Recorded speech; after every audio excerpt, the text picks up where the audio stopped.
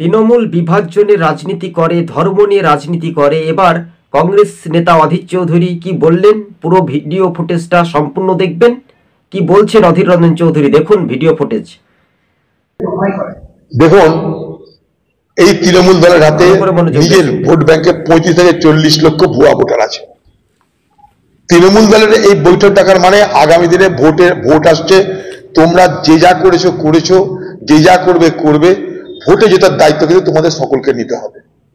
মেরে ধরে লুট করে চুরি করে মিথ্যা ভোট দিয়ে ফলস ভোট দিয়ে তোমাদেরকে দখল করতে হবে বাংলা, এই বার্তা দেওয়ার জন্য দিদি ওখানটাই ডাকছেন। আর দিদির দলের মধ্যে যে বিভাজনের, দিদির দলের মধ্যে খোকা বাবুর সঙ্গে যে দিদির যে দূরত্ব, সেই দূরত্বকে মেটানোর জন্য তিনি একটা আপ্রাণ চেষ্টা করবেন। তিনি দেখাবেন যে এই দলে আমি প্রথম, আমি শেষ, আমার আগে কেউ ছিল না, আমার পরে কেউ থাকবে না। এই দলের আমি রক্ষাকর্ত্রী, আমি ধ্বংসকর্ত্রী, আমি জন্মদাত্রী। হ্যাঁ দর্শক বন্ধুগণ, আপনারা শুনতে এই দলকে আমি তৈরি করেছি, এই দলকে আমি পুষ্ট বললেন। কেননা মুর্শিদাবাদে ধর্ম নিয়ে রাজনীতি চলে, মানে ধর্ম নিয়ে রাজনীতি হয়েছিল। আমি আছি, আমি তাই ভোটে লুট করতে হবে, ছাপ্পা ভোটে জয়যুক্ত হতে হবে শাসক দল তৃণমূলকে। এবার নাম না করে তীব্র কটাক্ষ শাসক দলের বিরুদ্ধে গর্জে উঠলেন প্রাক্তন রেলের প্রতিমন্ত্রী, কংগ্রেসের প্রাক্তন সাংসদ অধীর রঞ্জন চৌধুরী।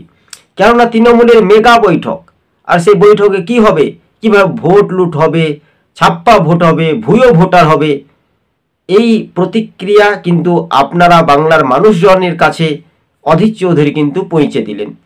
কেননা মুর্শিদাবাদে 26-এর নির্বাচনে যদি শান্তি, অবাধ, সুষ্ঠু পরিবেশে ভোট হয়, তাহলে কিন্তু শাসক দল তৃণমূল পরাজিত হতে পারে দর্শক বন্ধুগণ। তবে হ্যাঁ, আমরা এটাই বাস্তবে বলছি। তবে অধীর চৌধুরী মুর্শিদাবাদে 22টি বিধানসভা আসনের মধ্যে একটা ম্যাজিক দৌড়ে কিন্তু কংগ্রেস ভালো একটা ফ্যাক্টর হবে। আর ভোটের সময় তৃণমূল বলবে এনআরসি চলে আসবে, সিএ চলে আসবে, সংখ্যালঘু ভোটারদেরকে বোকা বানানো হচ্ছে। আজ এই বাংলার পরিযায়ী শ্রমিক মুর্শিদাবাদে ভিন রাজ্যে কাজ করছে, একটু লজ্জা করা উচিত এই সরকারের পক্ষে। কেননা নিজের রাজ্যে রুটি রোজগার নেই, ঝালমুড়ি, মশলা মুড়ি, ঘুগনি বিক্রি করবে, চায়ের দোকান চা করবে, এগুলো তার হচ্ছে জ্ঞান ভাণ্ডার। কিন্তু এই বিষয়টা বাংলার যারা পরিযায়ী শ্রমিক, মুর্শিদাবাদের পরিযায়ী শ্রমিক যারা সংখ্যালঘু, তারা কি তৃণমূলকে ভোট দেবে? 26-এর নির্বাচনে অধীর রঞ্জন চৌধুরী একটা বড় মাপের ফ্যাক্টর হতে পারে দর্শক বন্ধুগণ। তাই বাংলার মসনদ তৃণমূল হারবে, কখনই হারবে, মানে তখনই হারবে যদি ছাপ্পা ভোট না হয় বাংলাতে। যদি কড়া নিরাপত্তায় 2011-2013-তে সেই নিয়ম অনুযায়ী যদি ভোট হয় দর্শক বন্ধুগণ, তাহলে এই তৃণমূলের একেবারে অহংকারে রাজনীতি পতন ঘটতে পারে। বাস্তবে এটাই বলছি। তাই এটাই আপনাদের সঙ্গে আমরা যে পর্যালোচনা করে তুলে ধরলাম। তবে বাস্তবে কিছুটা টিপস আপনাদের সঙ্গে যখন তুলে ধরার চেষ্টা করছি দর্শক বন্ধুগণ, তখন এমনি মদে মাতাল তালে ঠিক, তারও নাম হলো তৃণমূল, তাই না? কেননা গোলবাজারে তৃণমূল, টাকা চুরিতে তৃণমূল, দুর্নীতিতে তৃণমূল।